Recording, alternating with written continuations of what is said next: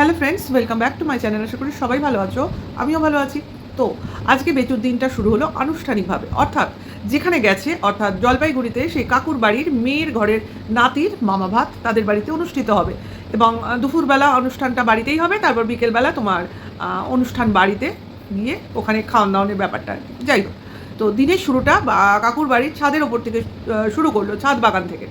আচ্ছা, যারা আমরা শহরে থাকি, যারা গাছ ফাছ দেখি না, তারা হয়তো বা গাছ দেখলে খুব আনন্দিত হই, কিন্তু যারা গ্রামে থাকে তারা শহরে এসে ছাদের উপর গাছ দেখে খুব আনন্দিত হচ্ছে, এটাও দেখার মতো জিনিস। ঠিক আছে, যারা গাছের দেশেই বাস করে তারা নাকি গাছ দেখে অবাক হচ্ছে।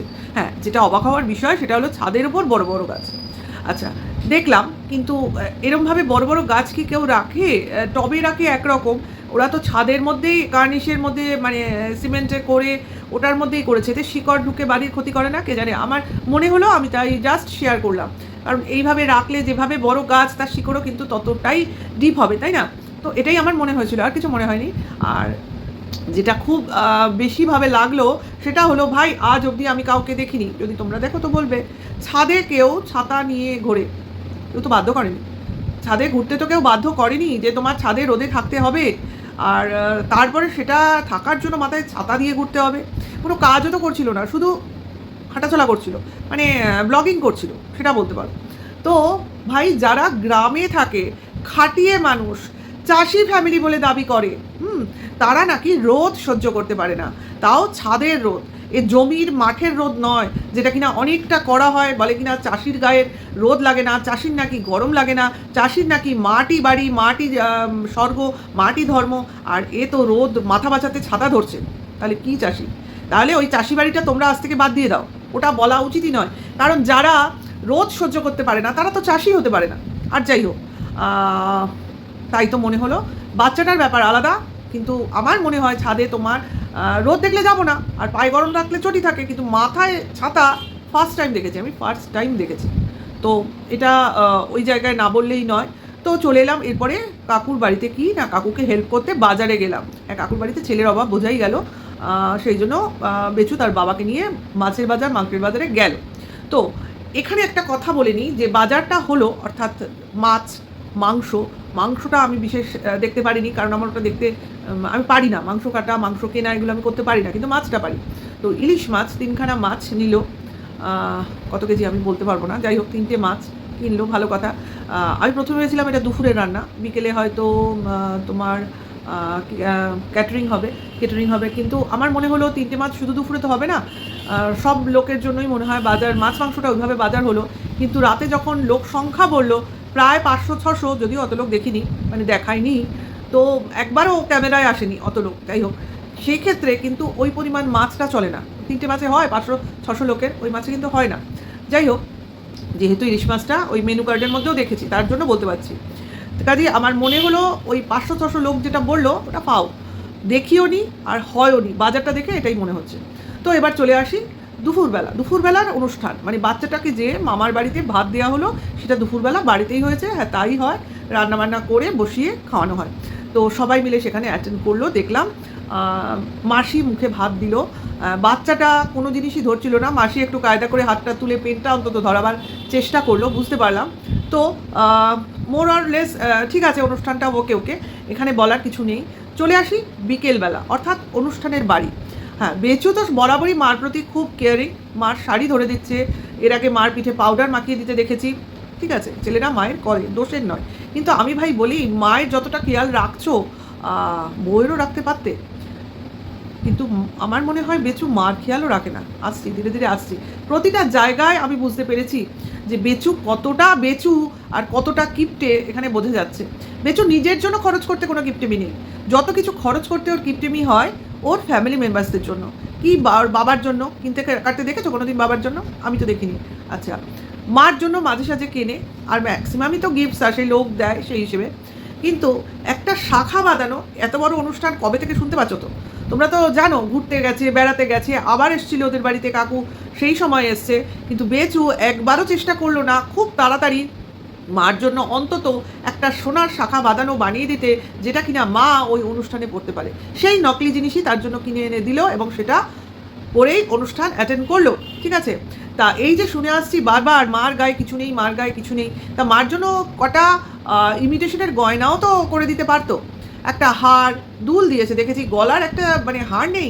ওদিকে যখন পাশে বসে গ্রুপ ফটো তুলছিল কেমন লাগছিল দেখতে, ওই কাকিমার পাশে ওর মাকে, হ্যাঁ কেমন লাগছিল? কাকিমাকে দেখেছো কতটা সুন্দর সেজে গুজে, বোঝাই যাচ্ছিল পার্লার থেকে সেজে এসছে, চুল ফুল মানে আপ টু ডেট। তাহলে সেখানে বেচুর মা বসেছে, বেচুর মাকে কীরকম লাগছে? একটা কোনো মানে শাড়ি পরলেই হয় না, একটা সুন্দর মানে কি বলবো, সবাই সুন্দর হয় না, কিন্তু তোমার একটা পরিষ্কার ফ্রেশনেস থাকে, যেটা কিনা ওর মার মধ্যে নেই, কোথাও নেই। কারণ উনি তো দেখছেন যে সবাই ছেলে মেয়েরা কিভাবে তাদের মায়েদের খেয়াল রাখে। আর আমার ছেলেকে দেখো, আমি একটা বেড়াতে আসবো, একটা শাড়ি ঠিক আছে, ওই ইনভিটেশন, গলায় যে একটা হার একটা নেকলেস দেবে, সে তার কোনো ব্যাপার নেই। হতে পারে এরা বড় ব্লগার, কিন্তু বড় ব্লগারের যে একটা আভিজাত্য, একটা স্টেটাস, এদের চেহারাই নেই। তা কী করে কি হবে? একটা মানুষের চেহারায় থাকতে হয়, তো সেই গ্ল্যামারটাই নেই কারোর মধ্যে। অবাক লাগে আমার, এত দিনেও এদের মধ্যে এলো না, আসবে কি করে? মনে তো অশান্তি, মনে তো কুচুক করে কার ক্ষতি করব, বাচ্চাটাকে কি করে মার থেকে আলাদা করে নেব, এদের মনে কি করে ফ্রেশনেস থাকবে? থাকবে না তো, চোখে মুখে ফুটে উঠছে অশান্তি। তাহলে এরা কি ঘুরতেই যাক আর বেড়াতেই যাক আর কোথাও আনন্দ করতেই যাক, এরা কখনোই ভালো থাকবে না। দেখতে পাচ্ছ তিনজনের একজনও তোমার খুশিতে আছে, জোর করে মুখে হাসি ফোটাচ্ছে, জোর করে। হ্যাঁ খাবার খাচ্ছে, কারণ খেতেই হবে ভাই, বাঁচতে গেলে খাওয়া ঘুম তো থাকতেই হবে, তার জন্যই করছে। এবার কোথাও যখন গেছেই পয়সা খরচ করে, কাজেই সেখানে যখন অনুষ্ঠানেই গেছে, নিশ্চয়ই সেখানে গিয়ে খাওয়া দাওয়া করবে। কিন্তু এখানে বলে রাখি, এই যে একটা অনুষ্ঠান গেছে, অন্নপ্রাশনের অনুষ্ঠান, তো তা অন্নপ্রাশনের অনুষ্ঠান মানে আমরা কি বুঝি? অন্নপ্রাশন, পৈতে, তারপর মনে করো বিয়ে, যখন এরা এত নিয়ারেস্ট ডিয়ারেস্ট আত্মীয় স্বজন, তা বেচুর নাকি এত পয়সা, অত পয়সা, যে 3.5 লাখ টাকার বাইক ইউজ করে, লাখ লাখ টাকার ফার্নিচার ইউজ করে, এত বড় বাড়ি হাঁকায়, 3-3খানা গাড়ি, তা একটা কোনো সোনার গিফট ওই বাচ্চাটাকে দেওয়ার কথা ভেবেছিল? দিলে নিশ্চয়ই দেখাতো, এটা কিন্তু সত্যি কথা। যদি কাউকে দিত নিশ্চয়ই দেখাতো, কিনতেও তো দেখিনি। তো তাহলে কি নিয়ে গেল? এত বড় একটা অনুষ্ঠান, এত বড় একজন ব্লগার, তার গিফটটা কি দেখিয়েছে তোমাদের? দেখায়নি কিন্তু আমাদের। তাহলে এটা কেমন জিনিস হলো? এটা কিন্তু আরেকটা ঘাবলাবাজি হলো। আচ্ছা, এরপরে চলে আসি, তোমার গ্রুপ ফটো তুললো, দেখলাম সবাইকে ওরা প্রায়োরিটি দিয়েছে, ওরা ওদের আতিথেয়তা করেছে, কিন্তু এদের চোখে মুখে কোনোভাবেই ফ্রেশনেস নেই। বেচু হচ্ছে পাক্কা অভিনেতা, সে অনেক সময় আনার চেষ্টা করেছে, কিন্তু বোঝাই যাচ্ছে যে কোথাও না কোথাও মনের মধ্যে একটা চিন্তা গ্রাস করে রেখেছে। মার মুখ তো দেখে বোঝাই যাচ্ছে। আর বাবা বলছে ছেড়ে দে মা, কেঁদে বাঁচি। ছেলে যখন মুখে ক্যামেরা ধরছে তখন হাস্যকর মুখ করার চেষ্টা করছে, মানে যখন যেভাবে উনি ওই ক্যামেরার সামনে বসে পড়েন, সামনে ক্যামেরা থাকলেই যেরমভাবে নিজেকে গুছিয়ে বসার চেষ্টা করেন, সেইভাবেই সবসময়ই উনি কথা বলার চেষ্টা করেন, গোছানো গোছানো ব্যাপার, মানে সবই হচ্ছে একটা ইমিটেশন ব্যাপার, কোনো মানে স্বাচ্ছন্দ্য স্বাভাবিকত্ব নেই ওদের মধ্যে, এইটুকু বোঝা গেছে। ওদের মধ্যে যদি কেউ স্বতঃস্ফূর্ত থাকে, সেটা হচ্ছে ওই বাচ্চাটা, যেটা কিনা না বুঝে সবার মধ্যে মেতে থাকার চেষ্টা করে। কিন্তু এখানে যে জিনিসটা না বললেই নয়, বাচ্চাটাকে অনুষ্ঠান বাড়িতে নিয়ে গেছে এই ড্রেস পরিয়ে, কীরকম লাগছে দেখতে? একটা গরিব গরিব লাগছে দেখতে, এত বলে জামা কাপড় কেনে, এত বলে সুন্দর সুন্দর জিনিস আছে, তা পরিয়েছে কি ওটা? একটা অনুষ্ঠান বাড়িতে যাই হোক এইরকম জিনিস পরিয়ে রাখবে? ওর কি জামা কাপড় নেই? এই নাকি এইটা কেনে, ওই নাকি সেইটার কেনে, এই নাকি এত জামা কাপড় বই নিয়ে আসছে। তাহলে একটা অনুষ্ঠান বাড়িতে ওই রকম একটা হাত কাটা লাল মতো একটা গেঞ্জি পরিয়ে রেখে দিয়েছে, বলবে গরম। আরে গরম হলেও কি সুতির শাড়ি পরে গেছিলো? বাচ্চাটার গরম লাগবে? বাচ্চাদের 2-3 বার জামা কাপড় চেঞ্জ করা যায়।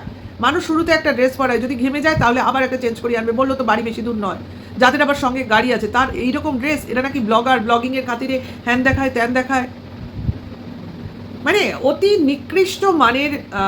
আমি দেখলাম ব্লগিংটা, একটুও ভালো লাগেনি, ভালো দেখাচ্ছে না, ভালো বলবো কি করে?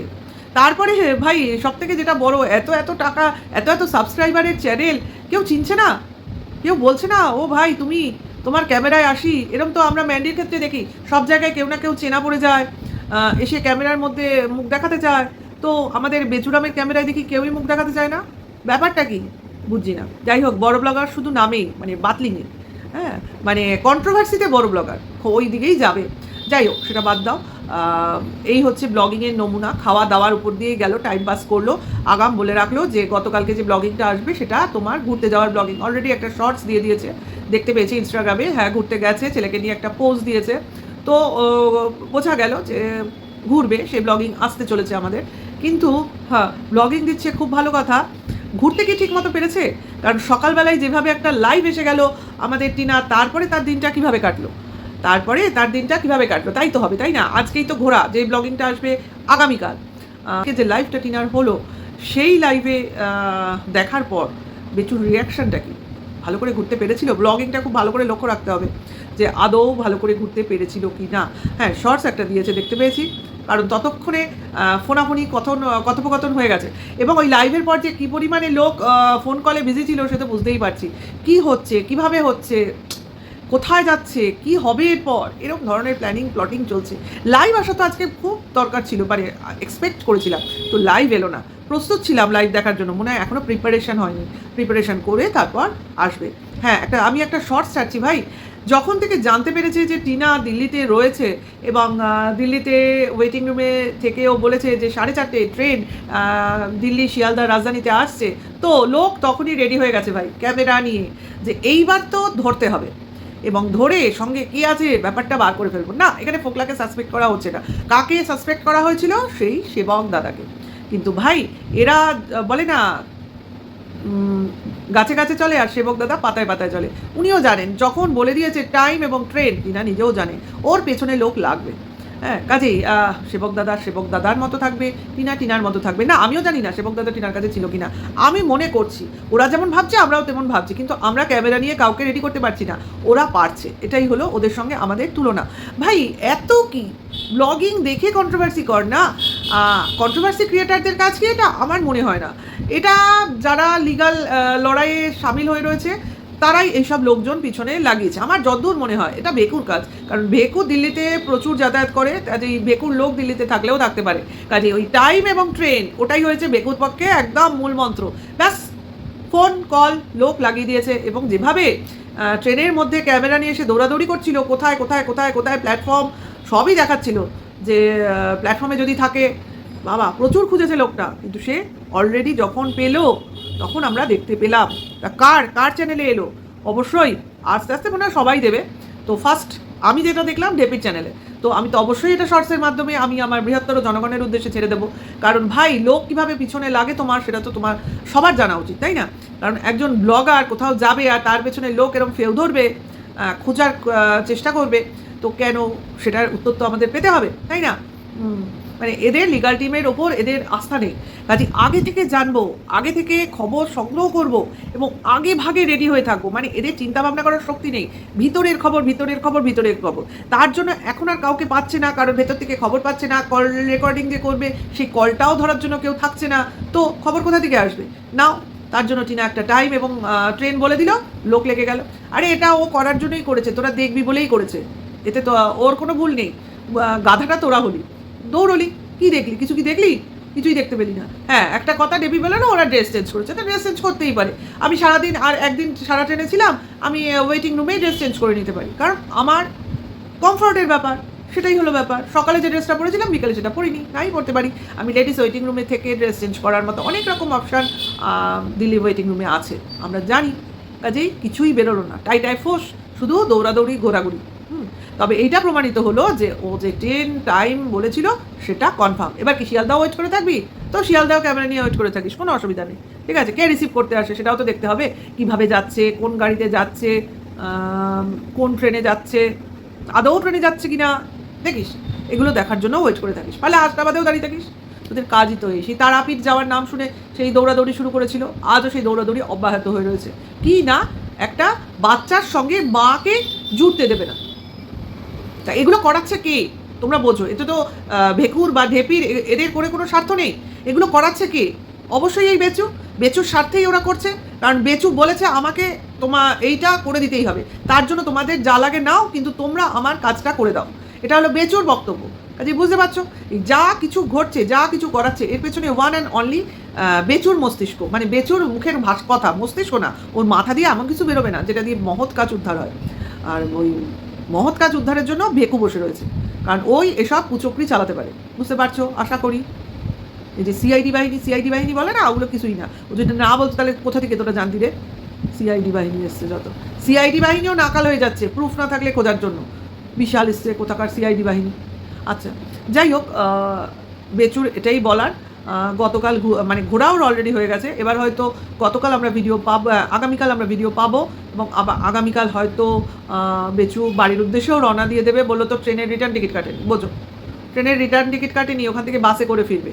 বাসে মানে তোমার বেশ অনেকক্ষণের জার্নি, ওদের অসুবিধা নেই, ওদের তো কৃষ্ণনগর অবধি আসলেই হলো, হাওড়া শিয়ালদার ব্যাপার তো নেই, ওই জন্যই ভেবেছে বাসে করে আসবে, না হলে তো ট্রেনে করে হাওয়া হলে সেই শিয়ালদা আসো, তাই না, ওই জন্যই বাসে করে ফিরবে, ওটা বলেছে। কৃষ্ণনগরে নামবে, নেমে ওখান থেকে টোটো অটো কি একটা নিয়ে নেবে। যাকে সে যা করবে করুক, কিন্তু বেচু এখন বেশ টেনশনে আছে, বোঝা যাচ্ছে, আমরা বুঝতে পারছি বেচু বোঝাবে কি বোঝাবে না ওর ব্যাপার। তাহলে ভিডিওটা এখানে শেষ করি, ভালো লাগলে লাইক কমেন্ট শেয়ার করবে, নেক্সট ভিডিও ওয়েট করো, আমার সঙ্গে থেকো, টাটা বাই।